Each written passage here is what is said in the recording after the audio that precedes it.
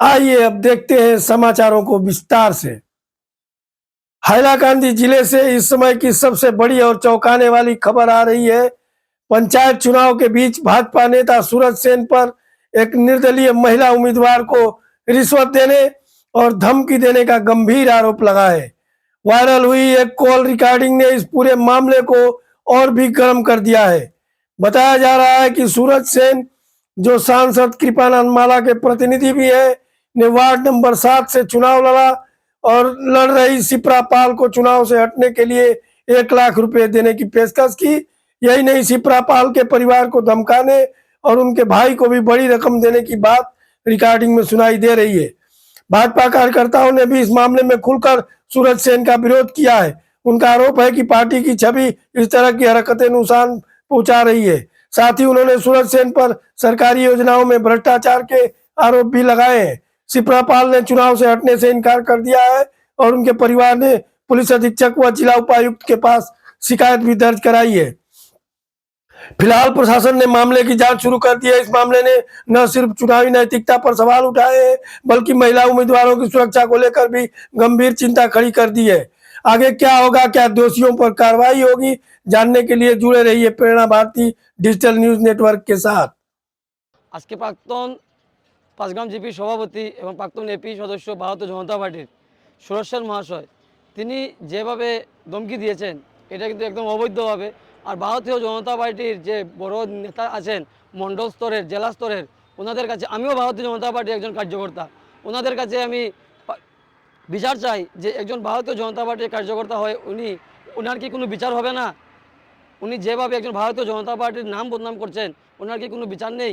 যেভাবে ইলেকশনের কয়েকদিন আগে বোর্ড লাগিয়ে, আমি এটাও বলেছিলাম আপনাদের মধ্যে, দুর্নীতি করেছেন যেভাবে বোর্ড লাগিয়ে তার এই সবগুলোর আমি বিচার চাই ভারতীয় জনতা পার্টির জেলা স্তরের এবং মণ্ডল স্তরের কার্যকর্তাদের কাছে।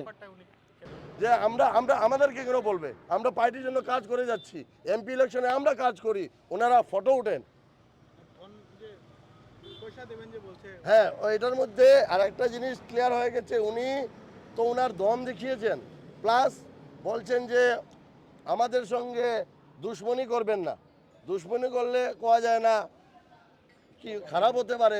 যে আজকে আমরা এটাই বলতে চাই আপনার মাধ্যমে যে শিপ্রা পাল বা আমাদের যারা আমাদের গ্রুপ আছি, আজকে আমরা দেখেন আমরা পার্টি করি ভারতীয় জনতা পার্টি, কিন্তু ও যখন বলছে যে আমরা কংগ্রেসি, তো আজকে ও আমাদের সঙ্গে অ্যাটাকও করতে পারে বা আমাদের শিপ্রা পালের উপরেও অ্যাটাক করতে পারে, যেহেতু তার মিসেসের প্রতিদ্বন্দ্বিতা। আর উনি যখন 2013-তে এপি খেলেন, তখন ওনার পাবলিক তখন সবাই মিলে ওনাকে চান্দা দিয়ে এপি বানিয়েছিল। ওনার তখন 2013-র অ্যাকাউন্ট চেক করুন, আমি বলবো, আমি এটা একদম সিবিআই তদন্ত করুন যে ওনার সম্পত্তি আজকে অবধি কী আছে। ও আমাকে পাঠিয়েছে যে এই দেখুন এই অবস্থা।